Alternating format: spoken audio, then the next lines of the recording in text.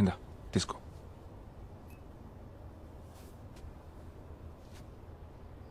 Nitin evening school నుంచి Shalini pick చేసుకుంటుంది.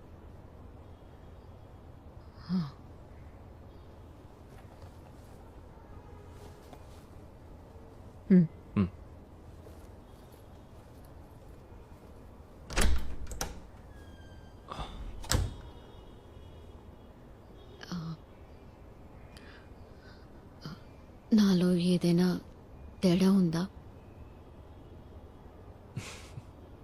చాలా రోజుల నుంచి ఈ క్వశ్చన్ అడుగుతుంది నేను. ముందా చూస్తావు. ఇది అది ఒకటి కాదు. నా కొడుకుని చూడు, నీకు తెలియకుండానే నీ చిన్నప్పుడు ఈ కథలన్నీ ఎవరి ద్వారానో వినుంటావు. అవి నీ బ్రెయిన్లో ఏ మూలో ఉండిపోయాయి. అంతకంటే ఏం లేదు. అంతకంటే ఏం లేదా? ఊరికే కవరింగ్ డైలాగ్స్ చెప్పొద్దు జాన్.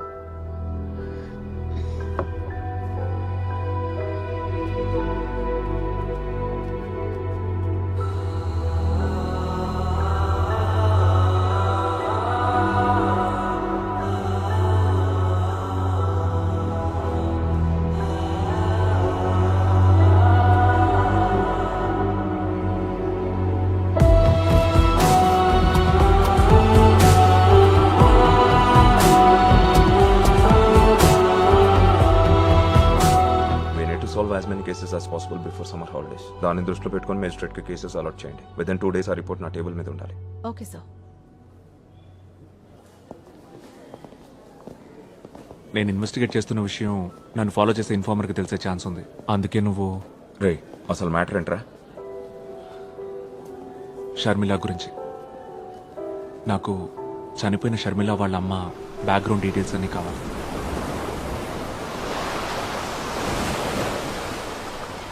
నీకెన్నిసార్లు చెప్పాలి జాన్? అమ్మ ఒక ఆర్డినరీ గవర్నమెంట్ ఎంప్లాయీ, వాటర్ అథారిటీలో క్లర్క్. ఆవిడెలా మర్డర్ స్టోరీస్ చెప్పగలదు? నాన్న నాకు 2 ఏళ్ళు కూడా రాకముందే చనిపోయారు. ఆయనది కూడా గుమాస్తా పనే ఎల్ఐసిలో. మళ్ళీ మళ్ళీ పోలీస్ లాగా అవే క్వశ్చన్స్ వేసినంత మాత్రాన ఏవైనా మారుద్దా?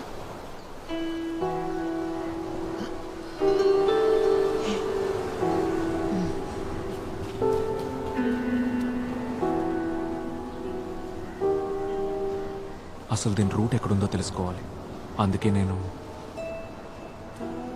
వేరే ఎవరైనా close relatives, family friends.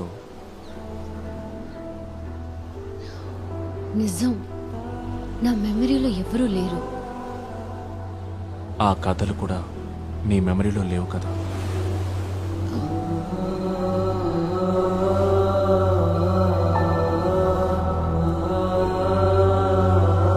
Hello,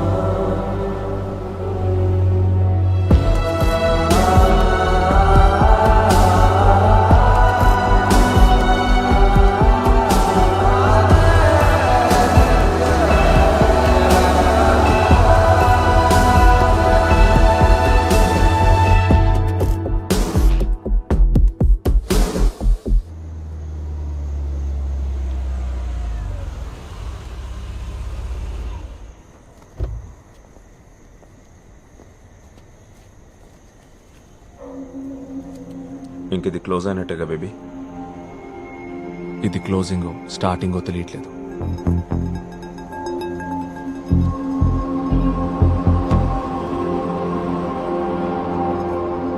First you draw the margins and then this text has to go up. Okay. And then only you will have...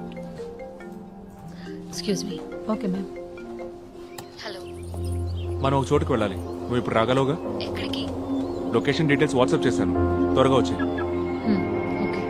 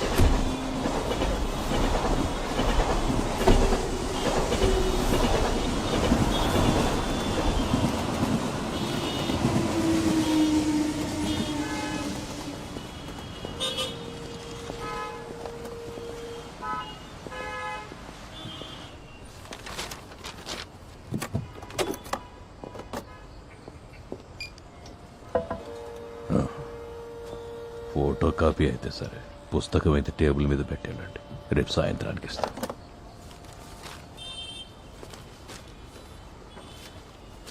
machine కొత్తది, దానంత స్పీడ్గా పనిచేయలేదు. విశ్వనాథం,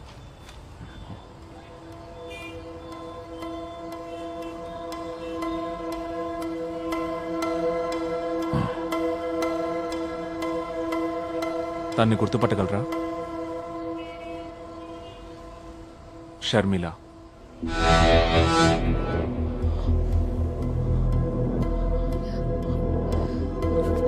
రాధామణికి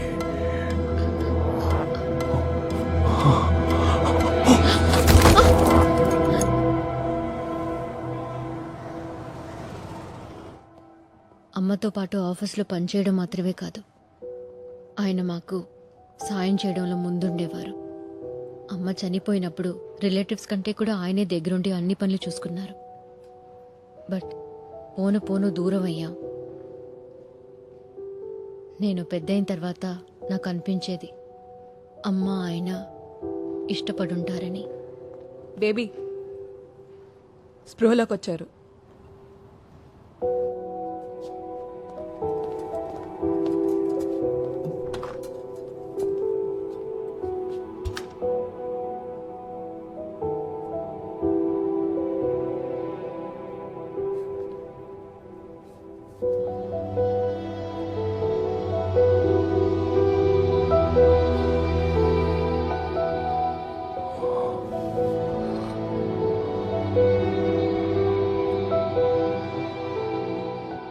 నీ కొడుక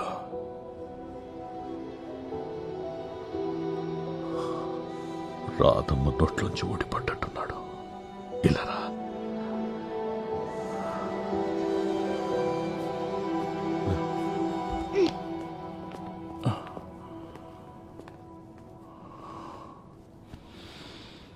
నేను డాక్టర్ శాలిని. షర్మిల తన చిన్న వయసులో నిద్రలో ఉన్నప్పుడు మీరు చెప్పిన కొన్ని విషయాలు, సంఘటనల గురించి నేను మిమ్మల్ని కొన్ని క్వశ్చన్స్ అడగాలి అంకుల్.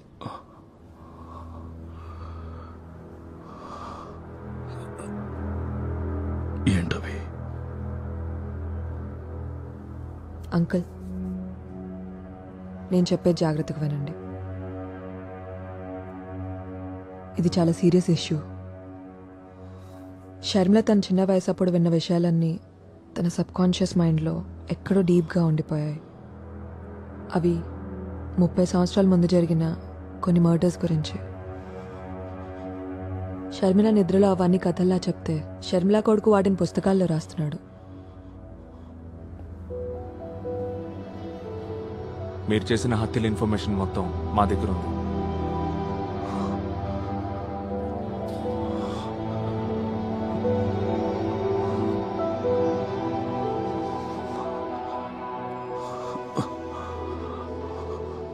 నువ్వు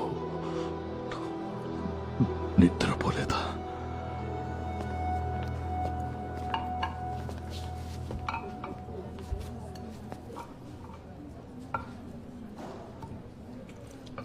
ఆ ముసలి తాత ఎవరు? కథలు చెప్తుంటాడు నీలాగా.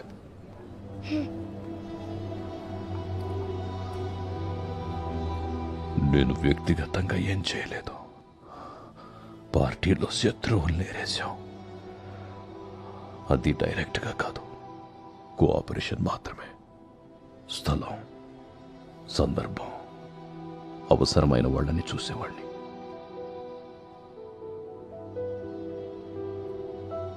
యూనియన్ లీడర్ని. ఏదో సాధించాలన్న తపన, కుర్రతనం. ఏం చేయడానికైనా వెనుకాడలేదు. రాధామణి ట్రాన్స్ఫర్ అయి వచ్చిన తర్వాతే నేను జీవితం గురించి కొత్త కలలు కన్నాను. రాధమ్మ కూడా నన్ను ఇష్టపడింది. కానీ వాళ్ళ ఆయన చనిపోయి ఎంతో కాలం అవ్వలేదు. బంధువులు ఏమనుకుంటారో అన్న భయం. ఆ రోజులు అలాంటివి. ఇప్పటికీ పెద్ద మార్పు లేదనుకోండి. రాధమ్మ నా జీవితంలోకి వచ్చాక నేను చేసిన నేరాలకి నాలో అపరాధ భావం మొదలైంది. ఒక్కొక్కప్పుడు బాగా తాగి ఒళ్ళు తెలియని స్థితిలో రాధమ్మ ఇంటికి వెళ్తుండేవాడిని. తన దగ్గర బాగా ఏడ్చి కొంచెం సమాధానపడేవాడిని. ఆవిడ గోడ కానుకొని కూతుర్నోళ్ళలో పడుకోబెట్టుకొని నేను చెప్పేదంతా సైలెంట్గా వినేది. ఒక్క మాట మాట్లాడేది కాదు. రాధమ్మకి అన్నీ నువ్వే. తను చనిపోయాక కూడా నేను నిన్ను మర్చిపోలేదు. నువ్వెక్కడో చోట సంతోషంగా ఉండుంటావని సమాధానపడేవాడిని. నిజమే అయి ఉండొచ్చు. పార్టీ మీకు చెప్పడం, మీరు చేసేయడం, బట్ అవన్నీ కూడా హత్యలే. మీరు ఉదయాన్నే డిశ్చార్జ్ అయ్యాక పోలీసులు అరెస్ట్ చేస్తారు.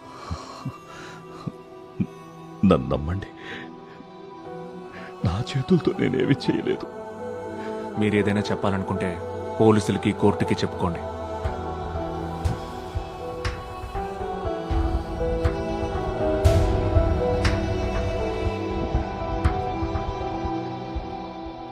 నా బ్యాగ్ పట్టుకోండి అంకల్. అంత బరువు ఉందా బ్యాగ్? ఆ? పోయండి తెలుస్తుంది. అసలు నువ్వేమన్నా చదువుతున్నావా ఆ, లేకపోతే యాంగ్రీ బర్డ్స్ ఆడుకుంటున్నావా? ఆ పిచ్చి గేమ్ నేను ఆడను. యాంగ్రీ బర్డ్స్ లో నేను టాప్ స్కోర్ అని తెలుసా? మీకు అంత సీన్ లేదులే. నాకొక వీడియో కాన్ఫరెన్స్ ఉంది. ఆ, అయితే నితిని నేను తీసుకెళ్ళినా, కాసేపు డ్రాప్ చేస్తాను.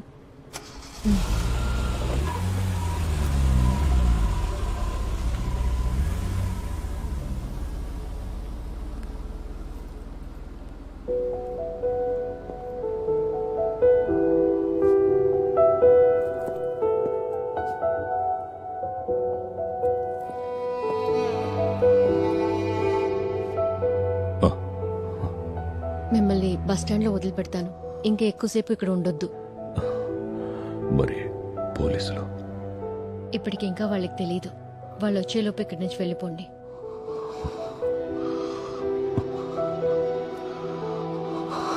కనీసం మీరు అమ్మ కోసమైనా వెళ్ళాలి.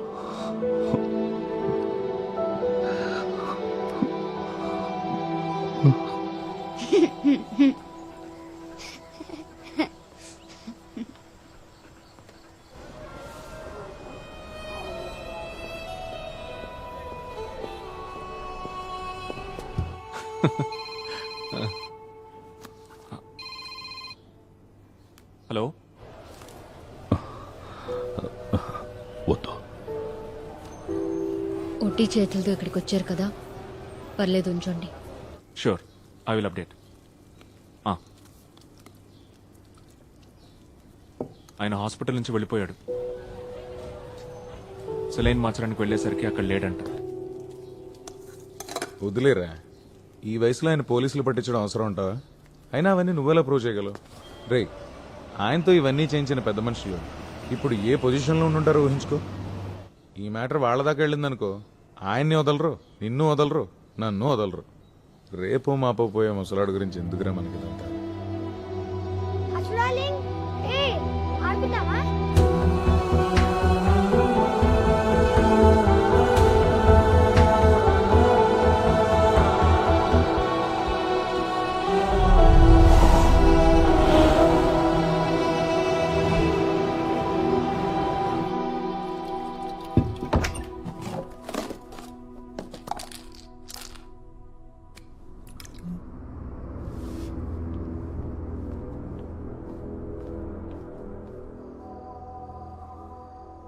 చూడాలి. ఇదిగో తిను. దా.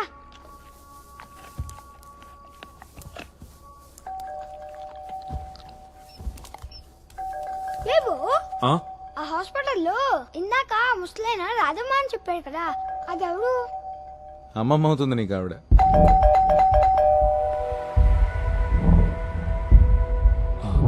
ఎందుకురా? ఒక రాధమ్మని చంపినావు కదా, నాకు తెలుసు.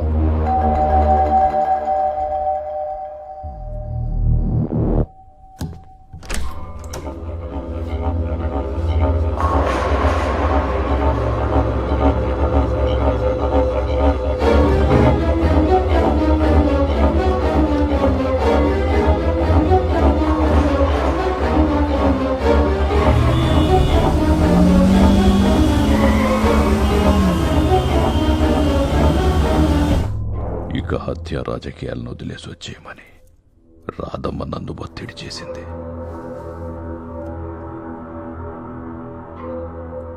కానీ నేను వదల్లా. చివరికి తను నాకు దూరం అవుతుందేమో, నా రహస్యాలు బయట పెడుతుందేమో అనే భయంతో.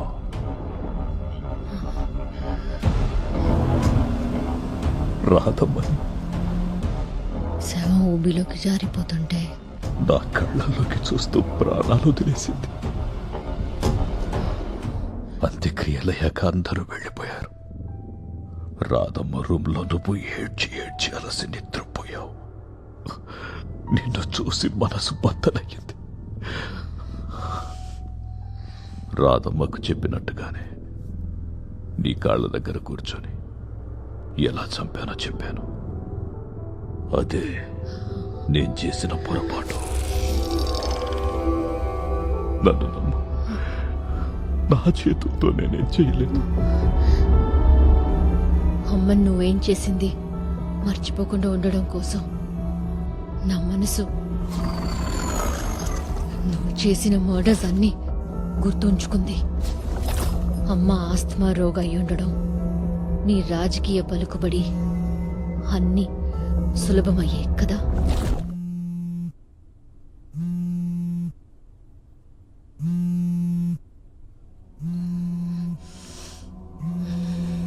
నిద్రపోలేదా నువ్వు?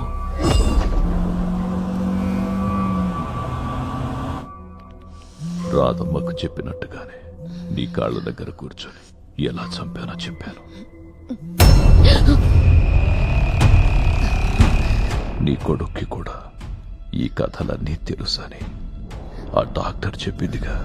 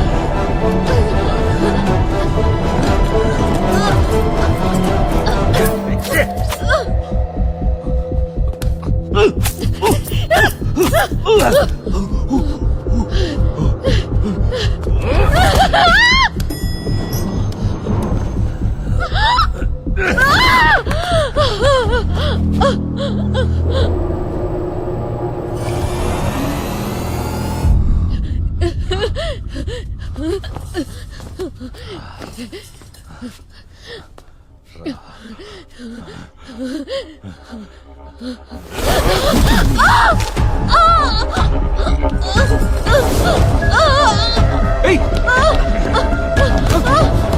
వదులుతానండి! వదలు!